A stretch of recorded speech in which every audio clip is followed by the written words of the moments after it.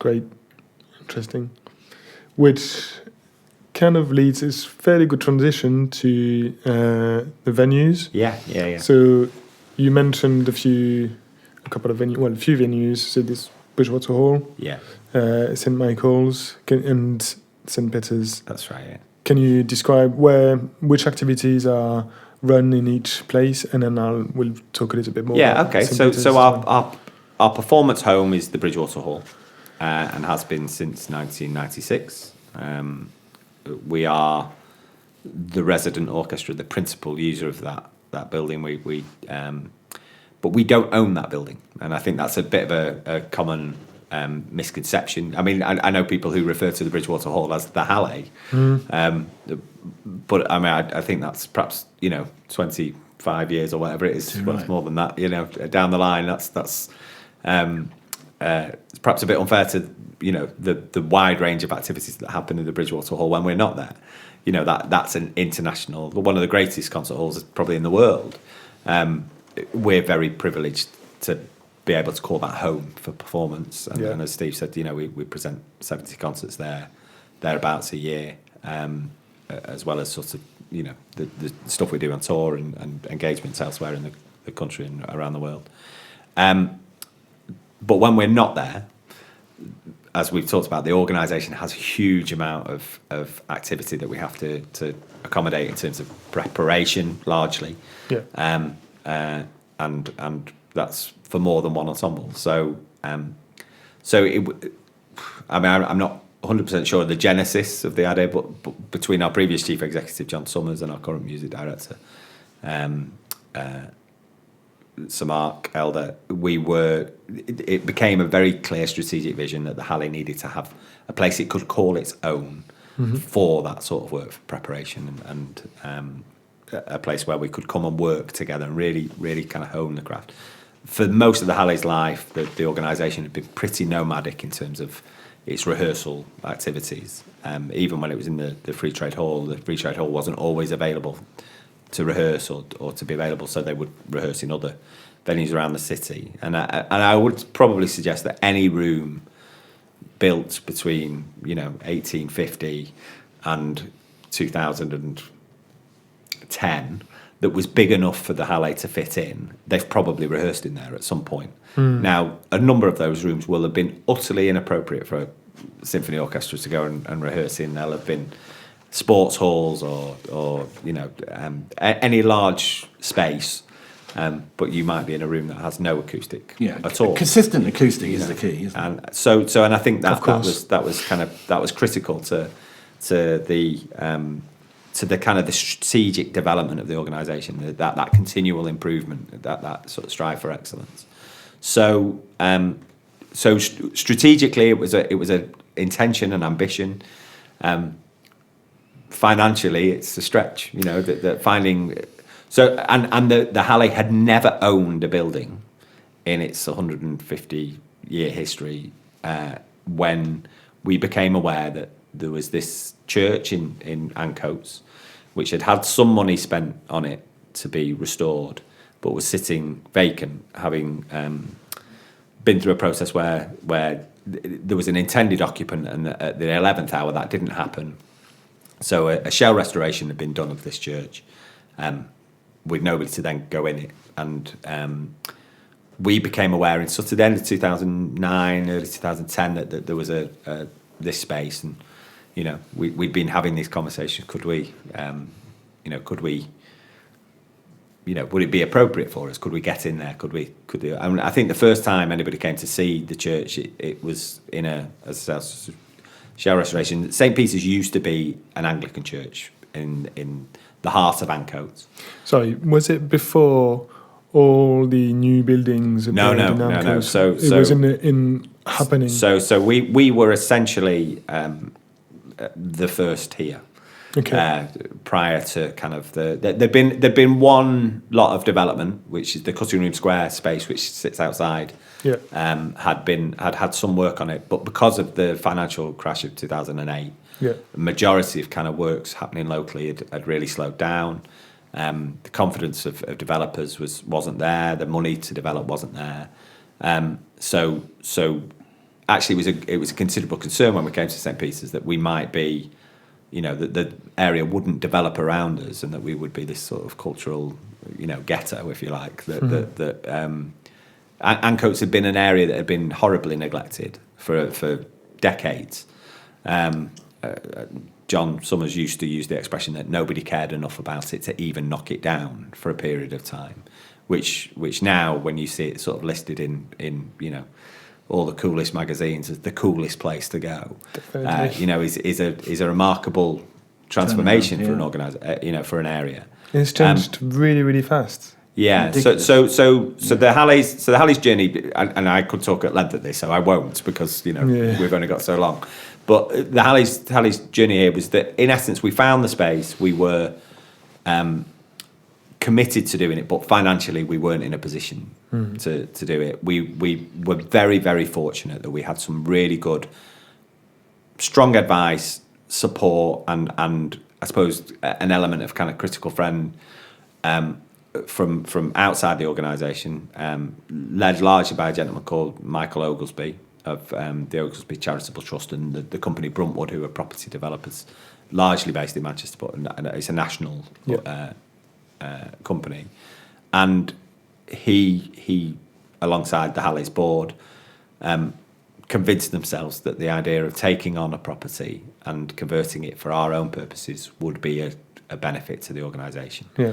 And in turn, that would then act as a catalyst for change for the rest of the rest of the area, and indeed, so it proved. So we eventually, after some negotiation, there's another podcast in the whole of this sort of story. We can do it, and perhaps we could do it. Actually, well, we're coming up to the 10th anniversary of the organisation. Let's do it. Moving here, so perhaps we should do it. If you'd like that one. Yeah. Definitely.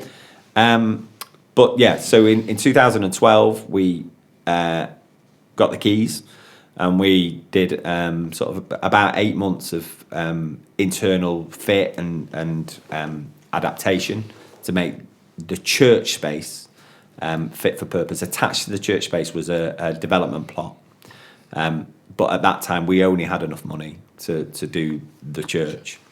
Or the former church, as I should say. The space is deconsecrated. It's not a church anymore. It's still, which is why it's known as Hallé St Peters, not St Peters. Important that we repositioned it as a new entity. So we did a internal fit which provided a much better acoustic, gave it a genuine acoustic treatment, stopped sound leaking out, stopped sound leaking in, gave a warmth to the sound. So we replaced the concrete floor with the oak floor. We put tertiary glazing in. There's acoustic panelling around lots of the space, which gives a consistency of sound. I don't imagine anybody in the organisation would say it's a perfect acoustic for anything that we do, but it works for everything that we do, and I think that was the key. Yeah, that's a good balance. So I think if you're doing a chamber concert in there, you might feel a bit exposed at times. I think the acoustic can be a bit unforgiving in that way. I think if you're a children's choir, when you're really little and tiny, it might be a bit too big of a room for you. Yeah, exactly. There's a difference in volume you need to keep. But for the adult choir, actually, probably, it gives them lots of what they need. Yeah. But they would probably want it slightly more reverberant, so they don't always have to work quite as hard to fill the space. So there are, but in terms of that kind of multi-use, which we always knew it would need, we've been able to achieve that. So sorry, you didn't change the volume at all. You just improved probably the glazing, if you said. Yeah, so we put double glazing. So because it's a listed building, we were limited in what we were able to do. Yeah, of course. So there's an external original or a recreation of the original frame, and then internally there's a double glazing unit, which then kind of prevents that sound leakage in and out. Yeah. In fact, one of the first sort of complaints we had from neighbours was that they couldn't hear our rehearsals because they thought it would be lovely to sit in their flat with the windows open and hear the Hallé. The person that told me this said on a Sunday morning, and I thought, well, they have no idea how orchestras work if they think they're in on a Sunday morning rehearsing. But Yeah. Well, usually what the criteria for noise are to not hear the music. Yeah, exactly. So it was that was a nice, neighbourly complaint, if you like. So we operated in the space for 5 years. So we started in February 2013 and worked through to kind of the summer of 2018. And slowly added in activities. So it started with the orchestra, then the choirs came, and then the ensembles came. And this gave us a single home where all of our organisation could come together and feel like a familiar place to them. And I think that's really important for the development of an organisation, that consistency of experience and certainty of experience. The Hallé used to spend a huge amount of time trying to find places to rehearse and practice, our ensembles to practice.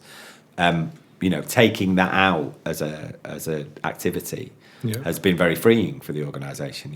If it's not happening at the Bridgewater Hall, it's happening in Ancoats. That's essentially the way that it works. And so we had this wonderful former church space, very large space, which fits the orchestra and all of our ensembles in. But what it didn't have were any ancillary facilities that there was nowhere to break out to. There was nowhere, if you were a member of the orchestra who was in the first piece in in the overture and in the symphony, but you weren't in the concerto, and you were rehearsing all of that in a day. Where did you go while the concerto was being rehearsed? Because you're not on the platform for that moment. Yeah. So we added. There was then an ambition for can we add on the development plot? Can we add a space that then provides us all of those additional facilities, which really make and I'll use the pun, make the venue sing, if you like. We didn't have everything that we needed, and we had this development plot alongside it, and we were very fortunate that some of the people that had backed the first stage of our development, if you like, had provided us with some feasibility funds that we could then go and look at, well, what could you do on that spot? Yeah. Around the same time, the Homes and Communities Agency, who had been the government body that had originally owned the church, came to us and said, we've got another church, former church, just around the corner. We know you've got plans to ambition on site, but would this be of any use to you if we were able to facilitate your moving in there? And that's the St Michael's space, which is on George Lee Street, which is a very short distance away from here. And again, it's a large room, but it's been a brilliant kind of addition to the sort of Hallé St Peters 1.5, if you like, rather than so it wasn't the full ambition, and of course there's distance between the buildings and all of those things, but it provided us with a slightly smaller space and some administrative space and a bit of kind of storage, which we didn't have previously here. So that then kind of added to the activities that we were able to do here.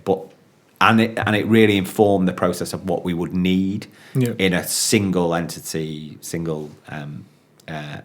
facility.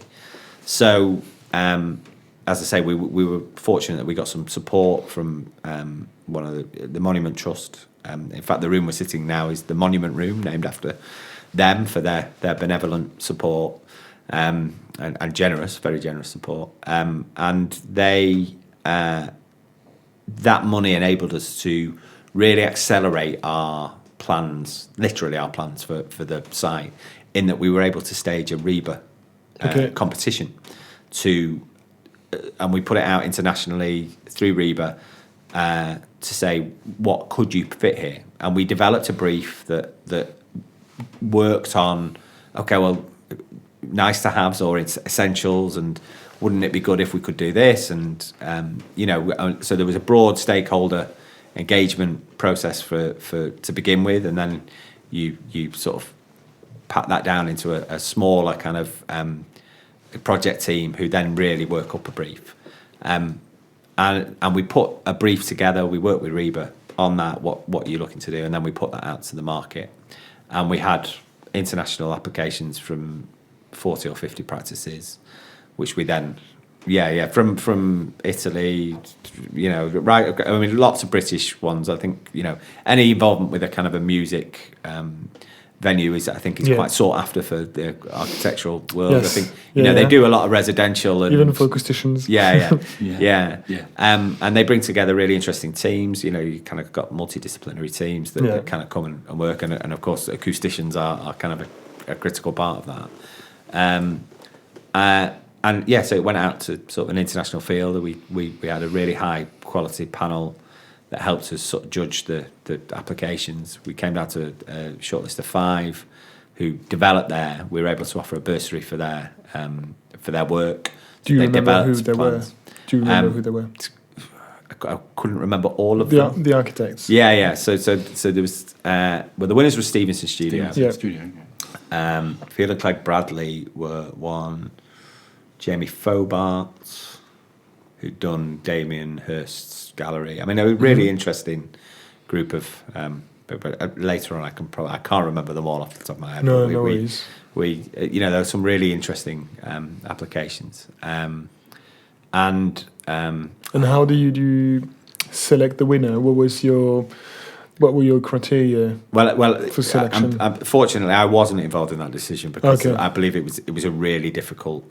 So the people that were kind of critical to those decisions there was a panel which included a couple of architectural advisors, including Sir Jeremy Dixon, who'd done the extension at the Royal Opera House. But also included members of the Hallé, so our then finance director Val Hawkin, who was kind of a real critical and pivotal kind of driver in the whole process of kind of how the money would work and how we would get there. John Summers, who's our then chief exec, David McKeith, who's our current chairman, and there was a kind of a what do we want? There's a degree of aesthetic that's important. There's a degree of functionality that's important. There's a degree of and I mean I wasn't involved in that process, but it was hard fought and hard won, but won by Stevenson Studio, and I think critical to their application was the fact that they had worked, and we talked earlier about the interconnectivity of Manchester's musical life. That Stevenson Studio had delivered the extension at Chetham's School of Music and the Stoller Hall there. So they brought all of that learning in terms of what we as a client would be looking for and we would be interested in. They brought all of that learning to the project. And I think it was that was the fact that they were a Manchester-based practice gave them a kind of competitive advantage, I felt, in terms of their understanding of the aesthetic and what the aesthetic of the city is like, and how, particularly when you're putting something next to a much loved Grade 2 listed building, how you do that without it looking like pastiche, or that it's appropriate, it's fitting. And they really work hard at that, and you highlight the greatest areas of the existing building, and you add to it without trying to say have your building shout look at me and forget about that there. They've managed to find that balance. You've got to understand the Manchester identity. Well, I think in Manchester. Critical to that was the brick that they selected. So there's this beautiful sort of people often talk about red brick as being the aesthetic of Manchester, but actually it isn't red, it's much more of an orange, and they found that tone that matched but wasn't as I say, wasn't trying to ape the they changed the shape of the brick, they changed it so that it gave the new building an identity of its own, but it was sympathetic to the original building, and I think that's their great achievement in that. But then, in addition to that, they gave us some spectacular spaces. The Victoria Wood Hall, particularly, is for me is a triumph, and a room that acousticians would hate from a brief because we said it had to have natural light in it, and of course, for the listener, the face that came from the acoustician on having windows in an acoustic space is so you managed it. And with and it makes that room, which is used particularly by our children's choir, it makes it a really lovely space for them to be in. So much of the joy of working for our musicians in St Peters and the associated spaces is that they get to work in rooms with natural light. It's great. For most of their professional careers, they're in sealed boxes. Studios, yeah. From an acoustic point of view, obviously you've got the noise from outside coming in, and you've got very, very low levels to meet. Yeah. But it's great when you can have a place or either you design it well, and maybe there's a budget that comes with it, or you have it in the middle of nowhere, very landscapey place, and you just make make everything visible, or just natural light coming in is great. So obviously we were not in a position where we were in the middle of nowhere. We were right in the middle of a building revolution, really. It's kind of we were surrounded at one point by cranes and construction sites and sheet piling and all of the things that kind of make the building shake. But the Victoria Wood Hall is a box-in-box space, so that means that it's acoustically separate to the rest of the building, and therefore we kind of it's quadruple glazed, so nothing gets in through those windows, and it's a very quiet space in the middle of a very busy area, and there's something really remarkable about that, how quiet it is. When I often take people around the building, and when they walk into the room, they suddenly realise that sense of calm and quiet, which is a great boon for us in terms of. So I mean, I've given you a very quick and not particularly, I don't think, coherent timeline through the process, but we went from in 2010, the ambition, but a financial climate that wasn't easy for us to fundraise or through to opening in 2013, closing in 2018, and then it took just over 18 months for the build to take place. We received the keys in November 2019. We opened to fanfare and fireworks, and with a considerable ambition of what we would want to achieve in the space, lots of plans. And then, of course, 16 weeks after that, the world changed, and so we opened and then we closed. And that's frustrating. Yeah, very, very frustrating. But actually, and sort of back to the point about the Hallé's relationship with buildings, is that not being the owner of the Bridgewater Hall was then incredibly limiting for the organisation. We were reliant upon the operating company for access even to our offices. So our head office is based at the Bridgewater. Our administrative base is based at the Bridgewater Hall. So we were all sent to our homes to work for but then when returning to the office, we could only return to the office once the Bridgewater Hall was able to reopen. And of course, because they are not, whilst we perhaps have 100 days of operation in the building, they weren't allowed to open in any meaningful way for any other activity. So understandably, they mothballed the building, and our access to the offices there was very limited. So I think there was a period of time where we could get in one morning a week, and if anybody needed anything, they were able to kind of meet socially distanced and get around the building, or go and collect some music, or go and So that was a very difficult time. But having St Peters and having it open meant that actually we had a place that we could be in control of. We could take control of all of that kind of COVID security, and it gave us an opportunity to kind of work through that. So if we'd been halfway through the build, I genuinely don't know what the organisation would have done. I'm so grateful. Absolutely that. Yeah. I mean, one of the great things during that time was, we did have time to breathe and actually create some unique content. So, I mean, our digital team sort of bloomed through that time. And if we hadn't got St Peters, we couldn't have done half of what we did in terms of some of that smaller scale pieces and things that went out to schools.